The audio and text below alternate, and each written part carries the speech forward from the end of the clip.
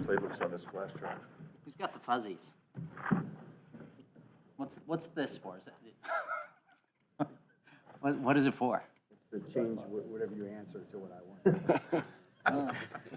Why is today any different than any other day? Okay. Howie, obviously you guys have made more trades than anybody over the years. What went into, like, how did you kind of realize the value of trades? At what point, where did that come from? And just kind of what they enable you to do? When maybe that's the example of being an outsider and looking at the league. When I was studying it before I got into the league, and then coming into the league and understanding that there was opportunities to maybe get aggressive. With that also comes risks, right? You know, all those moves don't always work out, and it's probably more conservative to just stand pat, you know, stay where you are, whether it's with players on your team or during the draft, and kind of see what comes to you.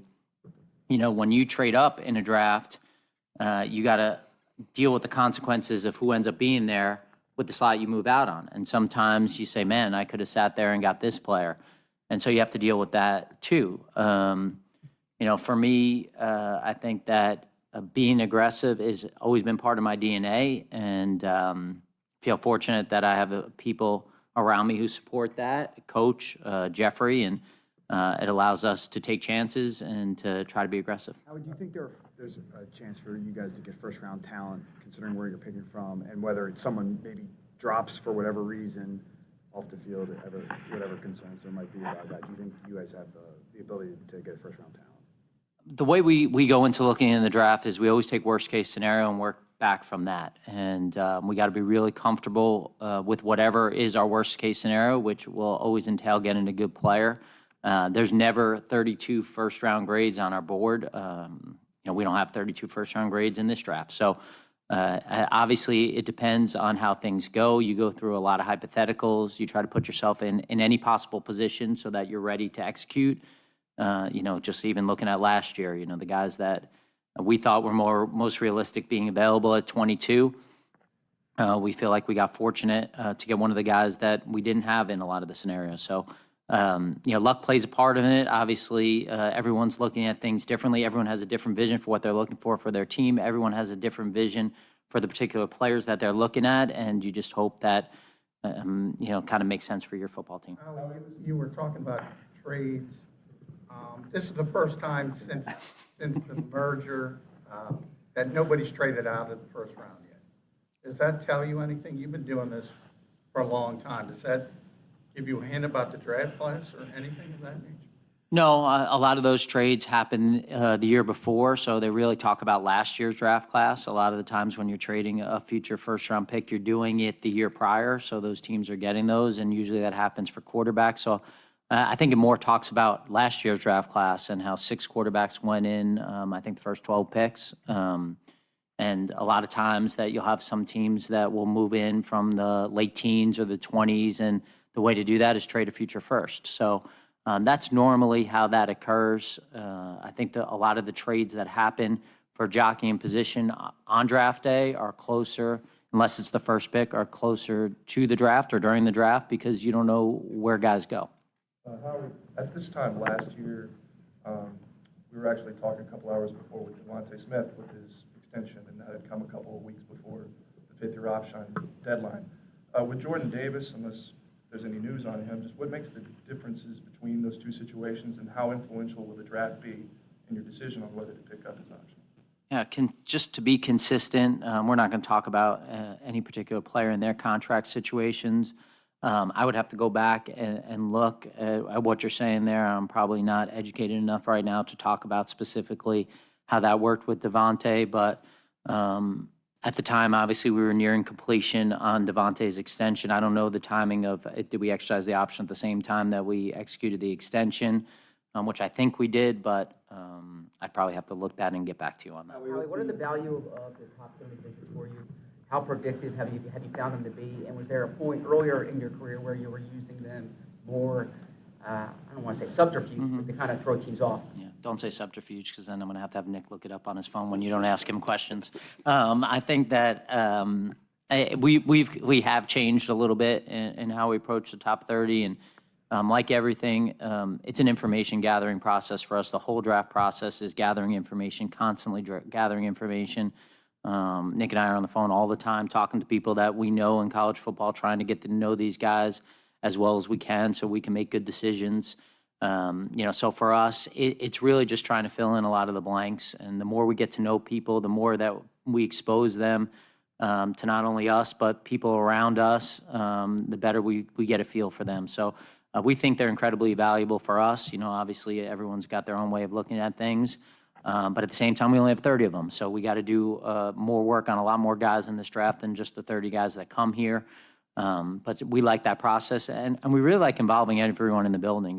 We have a really good building. We have really good people who have good instincts on people, good instincts in their field, and being able to utilize those people in our building, see how they operate with the people that they would have to be dealing with every day, we think is a valuable part of the process. With the unsettled nature with Dallas Goedert right now, how does that affect the approach at that position going into the draft?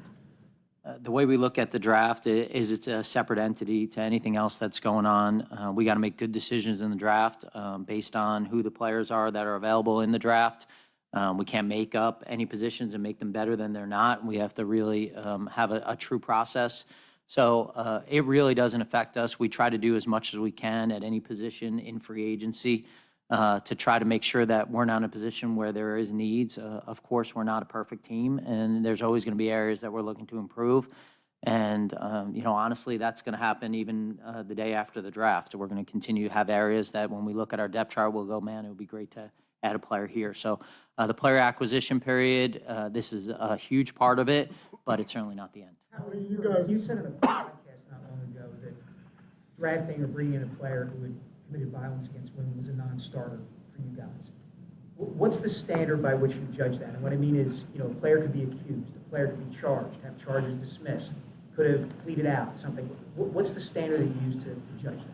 Yeah, I learned a lot about podcasts here in the last couple of weeks. I guess they can take parts of the podcast and use them and actually publicize them.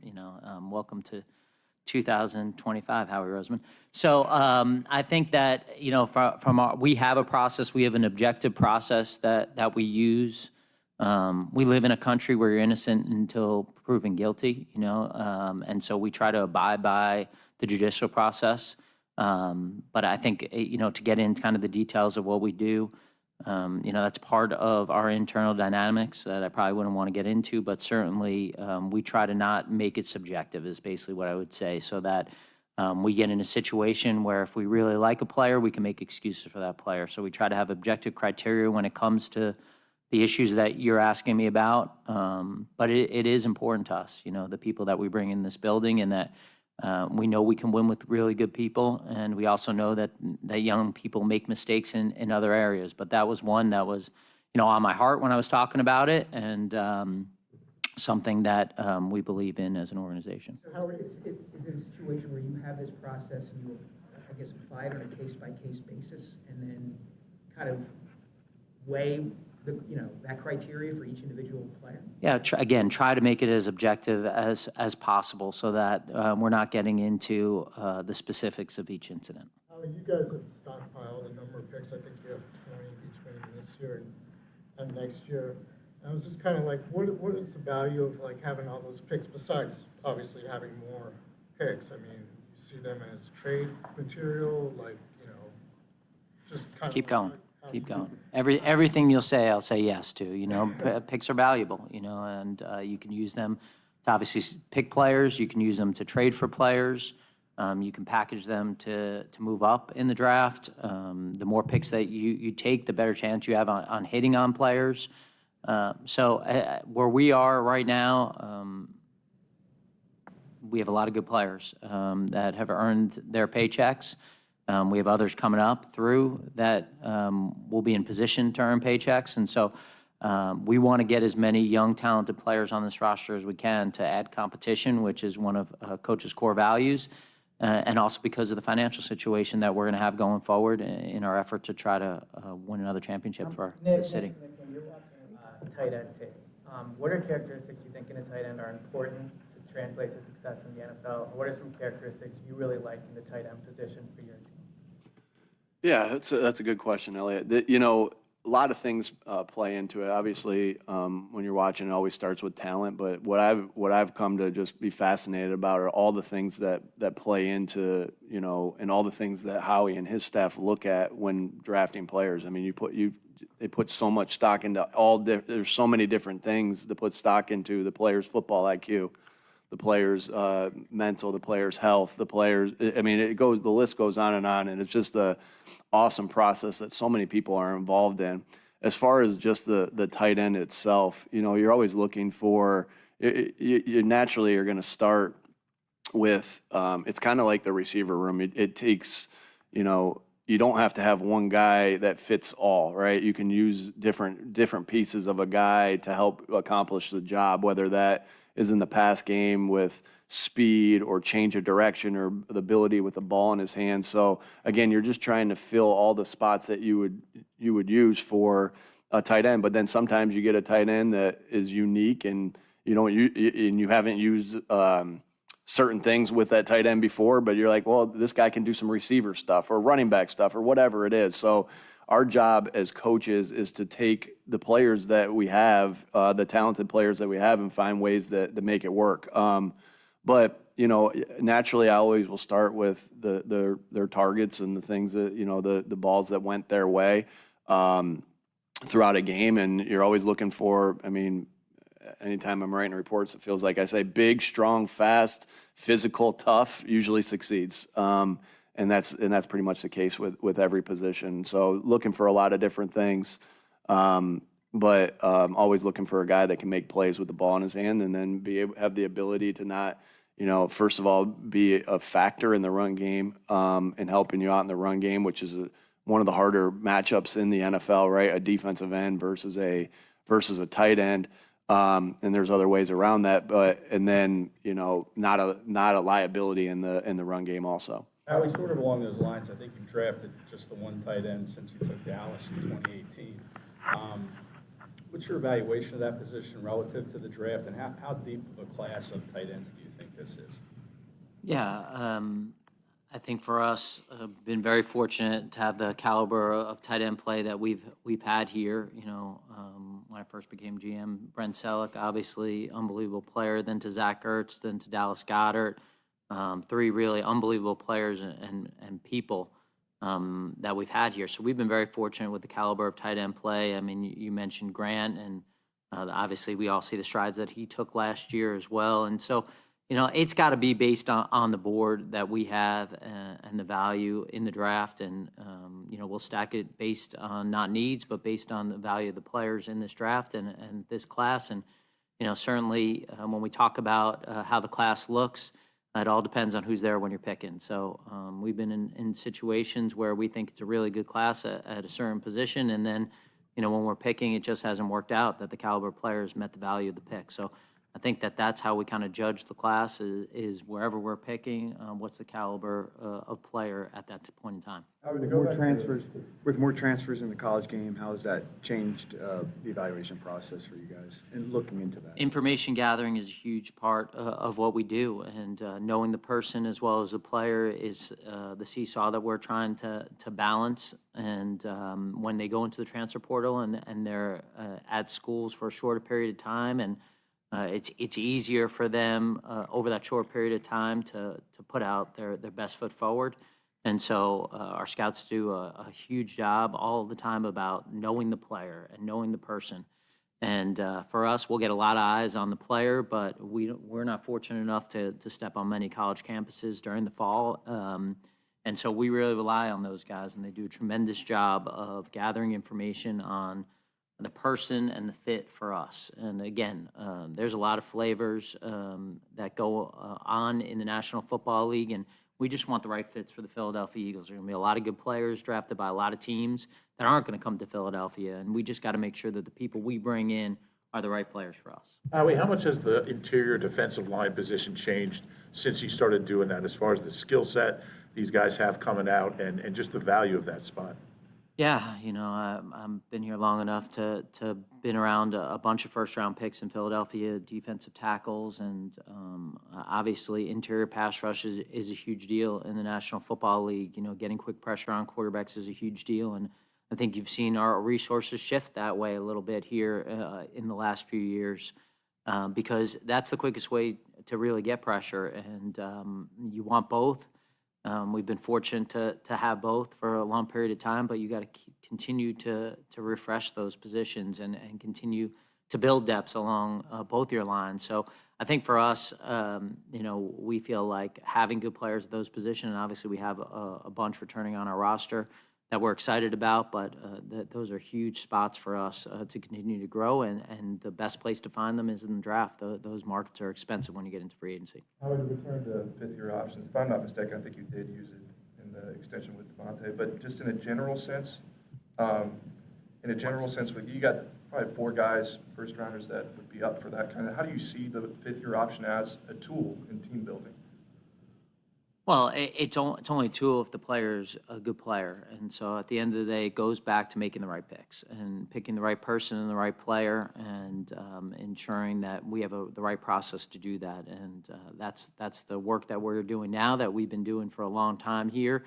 You need a little luck that players that are good people and players fall to you in the draft. And so when those things combine, that gives you an opportunity to keep guys on your team for the long term. How much does that factor into what we want to trade out of the first round, losing that possibility?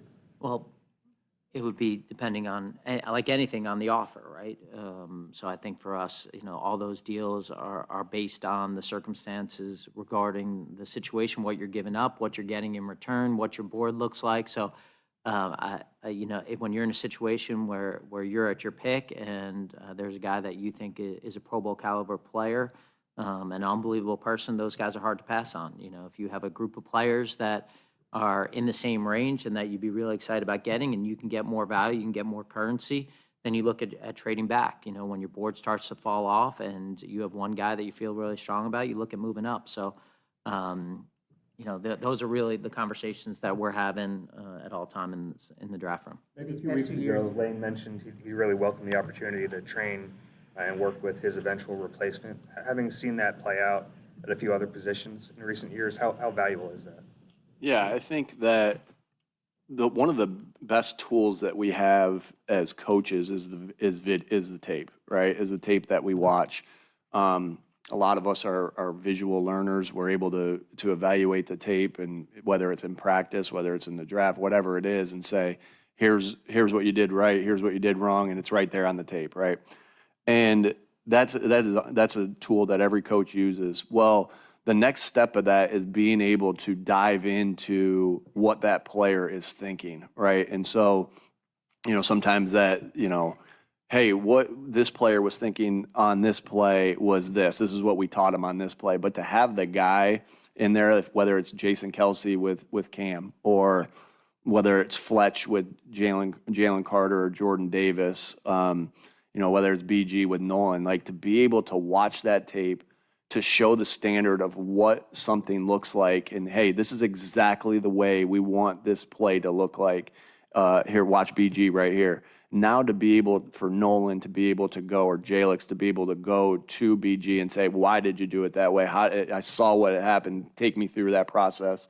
That is a huge, huge tool and advantage that we've been able to have here for the past, since I've been here, because of the great players that we have.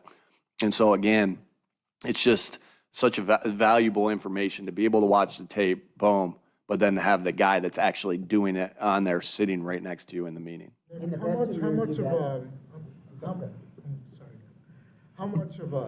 much input do you take from someone like Kevin Patullo? I mean, obviously you've known him for a number of years. You kind of know how he thinks, as opposed to maybe like the year before with Kellen Moore coming in from outside, as to what you might be looking for in the draft. Again, I can't say enough of how many parallels there are between the draft process and a weekly game plan. every stone is worked diligently to be to overturn it. And is that right? I don't even think that's the right way to say it. You know, I was thinking about ours when you say to me, "Look, during the season, I want to sit down and talk to you for 45 minutes about everything." There's no time for then, that. And then in the draft week, you want to do the same. So there's just so much to the process, and what Howie, I just watch in awe with Howie, just all the information that he gets, all the information that he gathers, from his scouts, and all the tape that he watches. I mean, he watches every time I'm in his office. He's watching. Hey, look at this guy. Like, there's so much work that is done for the draft, and it's using every, and he does a great job of using everybody. We obviously talk a ton, and we think back at all the players that we've drafted here over the past 4 or 5 years, like, hey, remember the conversation we had about this player or that player, and we those are awesome conversations. But then he just does a great job of listening to everybody's input. And same thing, obviously the longer, him and Stout have been together forever, and and as they talk, like, the longer you've been with somebody and the more you understand their point of view and their biases and their different things that they look at and how they evaluate guys, the more you even stock you put into that, as far as that as it goes with me. So Kevin and I have been together for a long time. I know how he looks at players. I know what players he's probably not going to like. He probably knows what players I'm not going to like. Howie definitely knows what players I'm not going to like. And he knows what players I'm going to like. And so, and so that time that you've spent with guys, you're able to, I think it's one great tool that Howie always says is, like, who's this guy remind you of?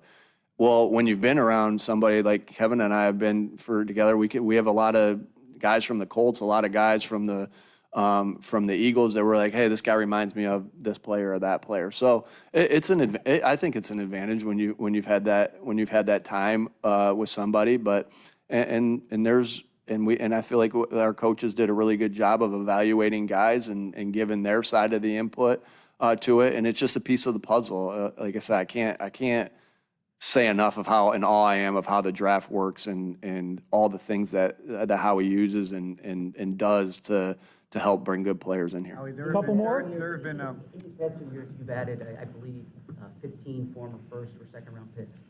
A, what's behind that strategy? And B, how do these draft evals now factor into down the road decisions? Yeah, start with A. All of those are independent evaluations and independent opportunities that you're going for.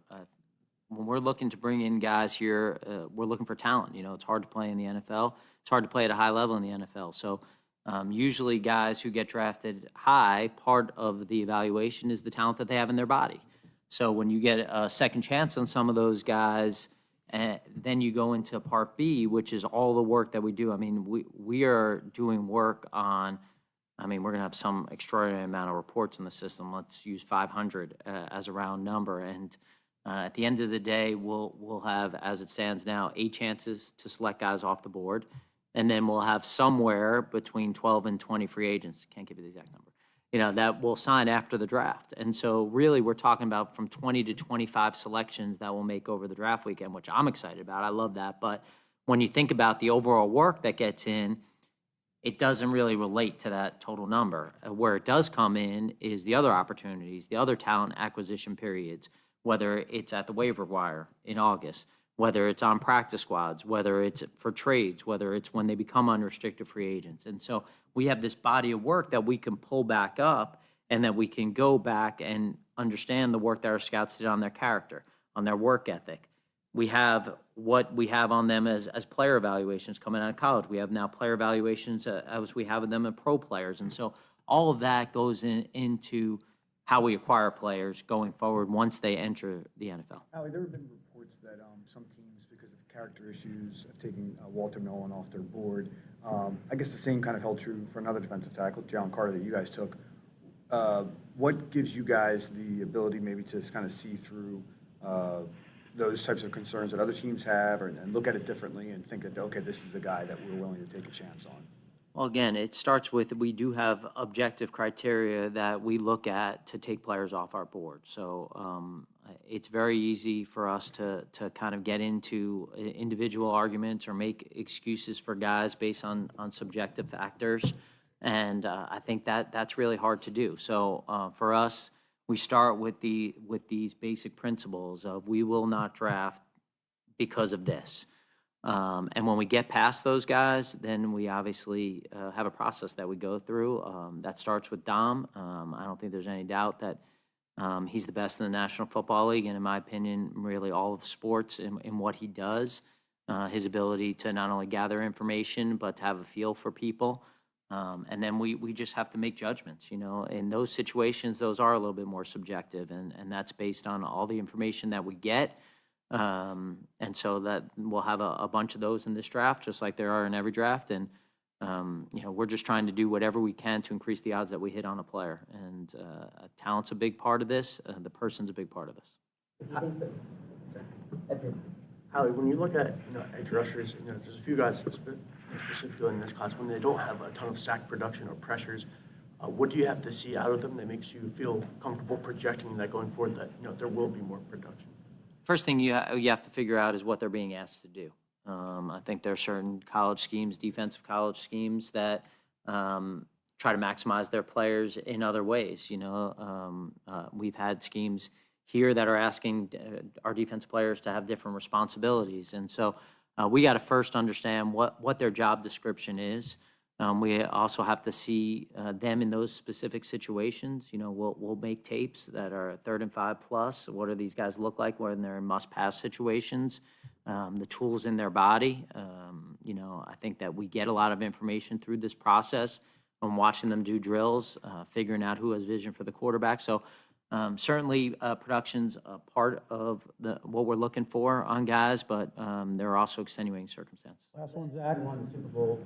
You had perhaps your best draft thereafter, which seems counterintuitive because you're drafting at the bottom. The flip side is there's usually a better depth chart when you're a good team. What's kind of the lessons when you're drafting 32, 31 overall?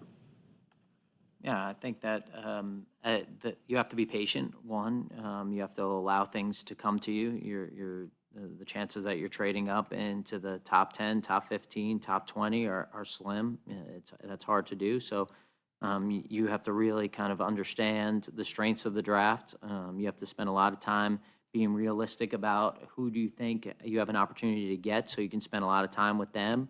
I think that, when we look back at those two drafts when we were picking 32, and I think we were 30 that year because the pick was forfeited, there were two different examples because in that 18 draft, we didn't have a lot of picks.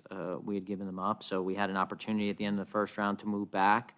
But I think we got very fortunate that the guys that we had a lot of passion for, especially on the third day, were available, and we were able to target them and go get them. And we were fortunate that we had a couple of first-round picks when we came back in 2023, and we had good players at those positions too. So, it's not my best quality, patience, but I think in this situation, understanding the reality of where we are in the draft, what's going to be available to us potentially, and making sure we know those guys backwards and forwards. All right. Thanks, folks. Thank you.